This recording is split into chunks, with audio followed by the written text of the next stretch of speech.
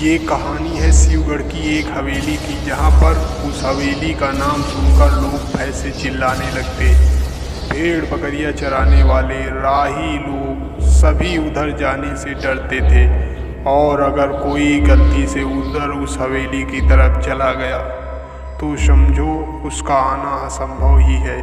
गांव में अफवाह थी, जो भी शिवगढ़ हवेली में जाएगा वो कभी वापस लौट के नहीं आएगा। उस हवेली की देख रेख में दीनू नाम का एक आदमी रहता था। उसकी एक 15-16 साल की लड़की चमेली थी। वह एक बार हवेली में अकेली थी, तभी गांव के एक मनचले लड़के ने आकर उसके साथ जबरदस्ती की और उसका बलात्कार कर दिया। उसने अपनी ये दुर्दशा देख नहीं पाई और उसने खुद के पेट में चाकू मारकर हत्या कर लिया। और जब उसके पिता दीनू वापस आए तो अपनी बेटी का ये हाल देखकर तो उन्हें भी रहा नहीं गया और उन्होंने खुद से चाकू मारकर अपनी हत्या कर ली। तो बाप और बेटी उसी हवेली में भूतिया चुड़ैल बनकर उनकी आत्माएं घूमने लगी। जो भी उस हवेली के आसपास जाता या दिख जाता उसे अपने वश में करके ख़त्म कर देती। बेटी अपनी मोह माया दिखाकर उसे अपनी ओर ललायित करती और भूतिया पिता उसे मौत के घाट उतार देता। यही सब सिलसिला के चलते वहाँ कोई न जाता। अमावस्या की रात में किसी न किसी तरह से वो बाप और बेटी एक हवेली में शिकार तो जरूर करते थे।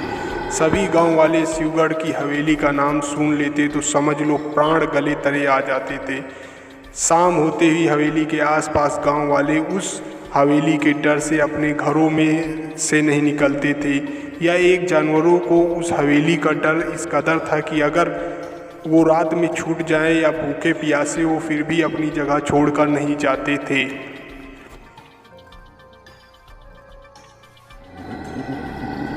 ऐसा डर उस हवेली का सबके अंदर बैठा हुआ था। गांव के बहुत सारे लोग ऐसे गायब हो गए थे मानो अंधेरी रात में कोई गुमशुदा आदमी गायब हो गया हो। आज अमावस्या की ही रात थी। हवेली एक अजब ढंग से चमक रही थी। यहाँ गांव के लोगों की रूह कांप रही थी।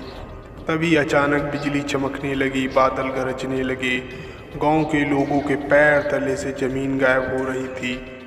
उधर से ऑटो रिक्शा में राहुल, प्रवीण और श्री बाहर से भ्रमण के लिए आ रहे थे। वो एक इंजीनियर स्टूडेंट थे जो प्रैक्टिस के लिए यहाँ गांव में बने डैम में आ रहे थे। तभी अचानक से ऑटो में ब्रेक लग गई। ऑटो ड्राइवर ने कहा, साहब अब आगे हम नहीं बढ़ सकते, इस तूफानी रात में हमें कुछ नहीं दिख रहा है, हमें यहीं रुकना होगा तब तक तूफान टल नहीं जाता। तभी उन तीनों ने बाहर हवेली देखी, दुल्हन की तरह सजी हुई थी। तीनों ऑटो से उतरकर हवेली की तरफ दौड़ पड़े। हवेली का गेट खोलकर अंदर गए तो देखा ऊपर 2 मंजिल में कोई लालटेन लिए खड़ा है। आवाज़ देते हुए जो ही अंदर मेन गेट के पास पहुँचे तो बूढ़ा व्यक्ति ऊपर नहीं वही गेट पर खड़ा हुआ था। राहुल ने कहा, बाबा क्या तूफान रुकने तक हम यहाँ रुक सकते हैं? बूढ़ा बाबा ने कहा, ठीक है रुक जाओ। फिर प्रवीण ने पूछा, जब आप को गेट के पास देखा तो आप सबसे ऊपर वाली मंजिल में थे, इतनी जल्दी नीचे कैसे आ गए? बूढ़े बाबा थोड़ा अचकचाए और कुछ नहीं बोले। कहा, चलो तुम्हारा कमरा दिखा दें। जैसे ही वो कमरे की तरफ जाने लगे तो उन्होंने देखा एक सुंदर कन्या सजी सवरी खड़ी है। राहुल ने पूछा, बाबा ये कौन है? बूढ़े ने कहा, कहाँ? जैसे ही कहा इशारा करते हुए लड़की गायब हो गई। बल्कि वो एक तस्वीर लगी हुई थी जिसकी एक सुंदर कन्या मुस्कुरा रही थी, सबका स्वागत कर रही थी। थोड़ा और आगे बढ़े प्रवीण ने पीछे पलट के देखा तो एक औरत, एक छोटा बच्चा और एक आदमी बैठा है। तो उसने कहा, बाबा ये कौन है? बाबा जैसे ही पलट के देखे सब गायब हो गए। वहाँ पहले से ही तरह एक तस्वीर लगी हुई थी जिसमें एक बच्चा, औरत और आदमी था। अब वो दोनों और डरने लगे थे। श्री दोनों की बातों में हंसने लगा और बोला, अरे चश्मा लगा लो काका, लोग ये तुम्हारा घर नहीं है, ये हवेली है। कई वर्षों पुरानी चीज़ों में भी जीवांत दिखता है, यहाँ पर जीवन है, यहाँ पर समझे। श्री आगे बढ़ा तो उसने देखा एक लड़का किसी लड़की के साथ जबरदस्ती कर रहा है। वह चिल्लाया, रुक जाओ। सब डर गए। दोनों ने पूछा, अब क्या हुआ? श्री ने बताया कि कोई लड़की के साथ बलात्कार कर रहा है, हमें रुकना है, उसे बचाना है। सब लोग उधर मुड़कर देखने लगे तो वहाँ गुड्डा गुड्डी एक दूसरे के ऊपर पड़े हुए थे। दोनों खिलखिलाकर हंसने लगे। बोले, अब खुद का चश्मा सही करा लो इंजीनियर साहब, मेरी लोगों की आंखें ठीक थी। दोनों कमरे में पहुंच गए। बूढ़े ने व्यक्ति ने सबको कपड़ा दे दिया। हल्का हल्का सब भीग चुके थे। गर्म कमरा पाकर तीनों कब नींद लग गई पता ही नहीं चला। आधी रात बीत चुकी थी। श्री ने सपना देखा कि वही लड़का लड़की दोनों उसे मारने आ रहे हैं। वह इतना डर गया कि चिल्लाकर बैठ गया और रोने लगा। इतना डर गया था कि बता नहीं पा रहा था। खैर किसी तरह उसने वह सपना बताया। काफ़ी देर तक उसको दोनों समझाते रहे, फिर तीनों सो गए। अब की बार राहुल ने देखा वही सुंदर कन्या राहुल के कमरे में ले जा रही है और फिर उसकी वही नोच नोच कर खाने लगती है। राहुल सपने देखता है जैसे उसके शरीर को केक बना दिया गया हो। वह हड़बड़ा कर उठ जाता है और अब तो श्री और प्रवीण को भी यह बताता है कि ऐसा देखा है। खैर फिर पानी पीकर तीनों सो जाते हैं। अब की बार प्रवीण देखता है कि वो तस्वीरें वाले बच्चा उसे पेट में चाकू से वार कर रहा है और वह औरत आदमी खड़े होकर बोल रही हैं, और तेज। लड़का और तेजी से चाकू मारने लगता है। जैसे ही लड़का ने उसके गले काटने की कोशिश की, प्रवीण उठकर बैठ गया और चिल्लाने लगा, खूब रोने लगा। तो दोनों भी उठकर बैठ गए। प्रवीण का सपना जब तीनों ने सुना तो समझ गए कुछ तो गड़बड़ है यहाँ, और अब बहुत भयानक आवाज़ें आ रही थी। तो जल्दी से उठकर तीनों नीचे की तरफ भागे। वहीं बाबा को आवाज़ देने लगे, बाबा, ओ बाबा, कहाँ हो, ये कैसी आवाज़ें आ रही हैं? हम लोग रो रहे हैं, हम लोग डर रहे हैं, हम लोग चिल्ला रहे हैं। लेकिन वो बूढ़ा आदमी उन तीनों को हवेली में बंद कर जा चुका था। तो इधर उधर भागते रहे, चिल्लाते रहे। उन्हें वहाँ सुनने वाला कोई नहीं था। वो थककर वो तीनों वहीं कमरे में चले गए और थोड़ा पानी था, वो 2-2 घूंट पी लिया। रोने लगे कि अब हम कहाँ फंस गए। अब खूब चिल्ला रहे थे, हे भगवान, मुझे बचा लो, मुझे बचा लो। थोड़ी देर में शाम होने वाला थी। फिर वही डरावनी आवाज़ें, वही मंजर, वही आवाज़ें वो सबको पागल कर रही थी। भूख भी अब लगने लगी थी। नल तो था पर पानी नहीं। हवेली पूरी खून खान से रंगी हुई।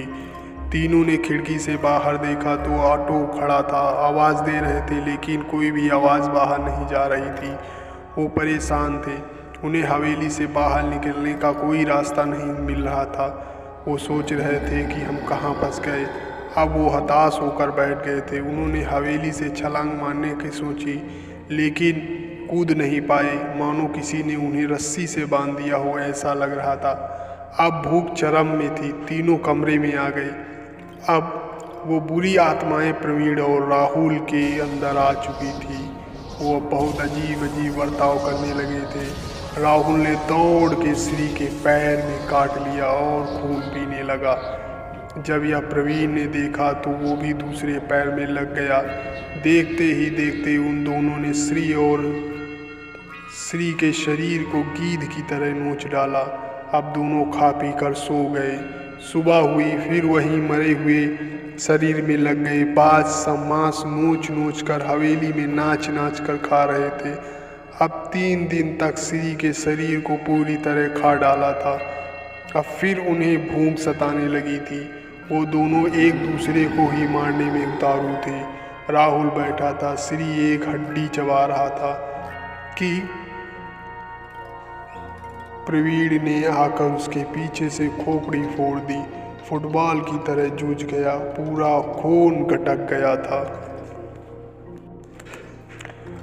अब अकेला बैठा पूरी मस्ती के साथ उसके शरीर को नोच कर खा रहा था और उसकी प्यास भी बुझ गई थी और भूख भी। तो वह वहीं सो गया। अब सुबह हो गई थी, उसकी नींद खुली। वो दौड़ता बाहर आया। उसे अब रास्ता मिल चुका था। उसने ऑटो के पास आकर ऑटो वाले को जगाया, हे ऑटो वालों, उठो, यहाँ से जल्दी चलो। ऑटो वाला उठा और बोला, साहब वो सब लोग कहाँ हैं? प्रवीण ने झुंझलाकर पूछा, मैं आवाज़ लगा रहा था, तो तुम सुन क्यों नहीं रहे थे? कहाँ मर गए थे? ऑटो वाला बोला, साहब मुझे कोई आवाज़ नहीं आई। और यहाँ बताओ वो दोनों लोग कहाँ हैं? प्रवीण ढूंढने लगा और बोला, इसी हवेली में ज्यों का त्यों ख़त्म हो गए। जो ही उसने पीछे मुड़कर देखा वहाँ कोई हवेली नहीं थी, वहाँ सिर्फ एक दो टूटी फूटी दीवारें थी। वहाँ घबरा गया और रोने लगा। बोला, तुम ढूंढने नहीं आ सकते थे? तो ऑटो वाले ने कहा, साहब इतनी बारिश हो रही थी, क्या बताएं, आप लोग अंदर थे, ठीक होंगे इसीलिए नहीं गया। प्रवीण बोला, 4 दिन से भूखे प्यासे थे हम लोग, घुट घुट कर मर रहे थे सब। ऑटो वाले ने कहा, साहब कल रात में ही तो आए हैं हम सब लोग यहाँ आए और सुबह हुई, 4 दिन कहाँ हुए हैं? वह अवाक सा रोता रहा, उसे कुछ समझ नहीं आ रहा था। वो वहीं पागल हो चुका था। उसी शिवगढ़ की भूतिया हवेली ने उन दोनों को अपने अंदर समा लिया था और इसे पागल करके दुनिया को दे दिया। तभी हवेली का डर लोगों के जहन में बसा रहे, जिंदा रहे उस शिवगढ़ हवेली का डर लोगों के जहन में।